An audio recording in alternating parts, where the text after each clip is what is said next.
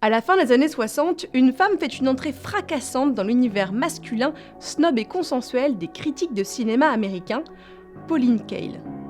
Grande gueule, à la plume exigeante, incisive et populaire, ses articles ont changé à tout jamais la face de la critique culturelle.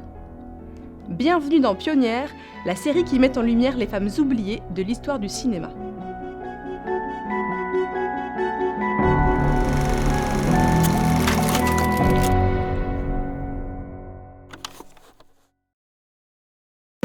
Pauline Kael grandit en Californie, dans une ferme avicole, jusqu'à l'âge de 8 ans.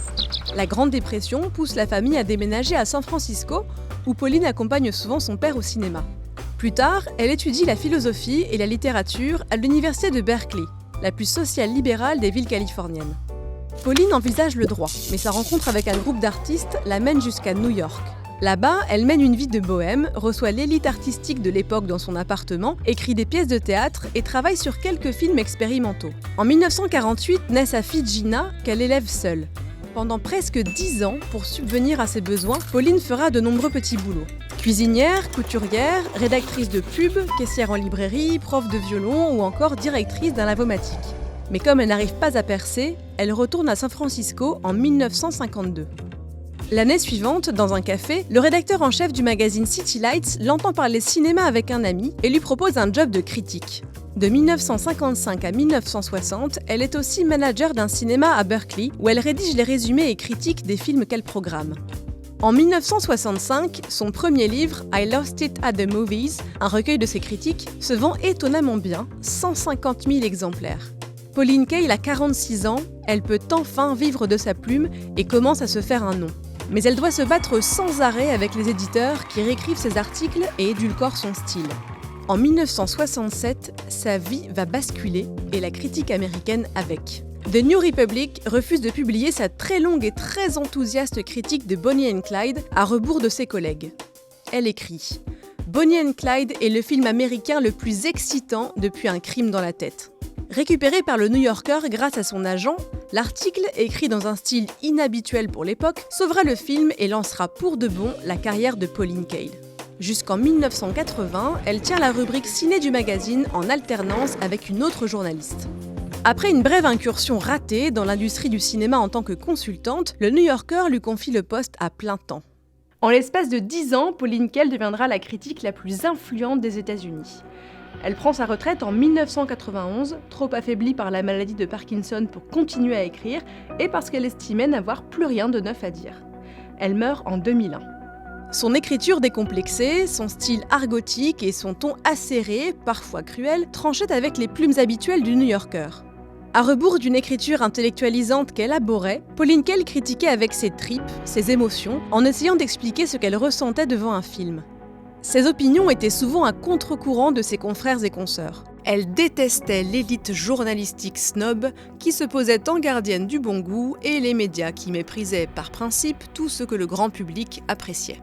Car pour elle, le cinéma est avant tout un art populaire. Elle écrit par exemple « Si vous n'avez pas compris un film, c'est qu'il est mauvais ».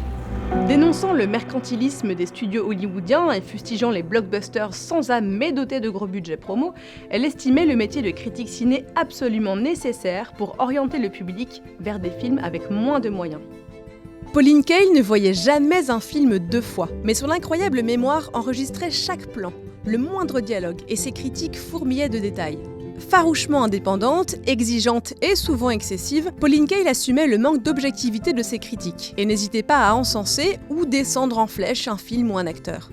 Elle détestait par exemple Clint Eastwood et Stanley Kubrick, mais comptait ses chouchous parmi les réalisateurs du Nouvel Hollywood, comme Scorsese, Altman, Coppola ou De Palma.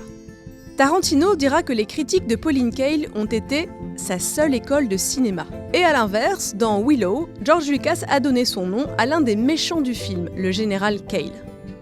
Pauline Kael écrivait avec une passion, une vitalité et une sincérité inédites dans le milieu de la critique, à contre-courant des opinions toutes faites et de l'autorisme en vogue à cette époque. trying to write about movies in terms that seemed honest to me, instead of those pontifical academic terms which were very common in criticism, that drove me a little bit wild. It seemed to me that people didn't deal with why they really liked or disliked a movie. They dealt with why they thought they should like or dislike it. Ses détracteurs, eux, l'accusaient d'être dogmatique et prévisible, obsédé par l'invective, surtout à la fin de sa carrière. Malgré l'apport majeur de nombreuses femmes à la critique cinéma, comme Pauline Kael, Iris Barry, Laura Mulvey ou encore Susan Sontag, le milieu reste très masculin. Aux États-Unis, en 2019, les hommes représentaient 71% des critiques ciné contre 29% de femmes. En France, c'est 62% d'hommes pour 37% de femmes. Difficile donc de se faire une place et d'affirmer sa légitimité. Les critiques femmes doivent redoubler d'efforts pour faire leurs preuves et subissent le sexisme de leurs confrères comme celui du public.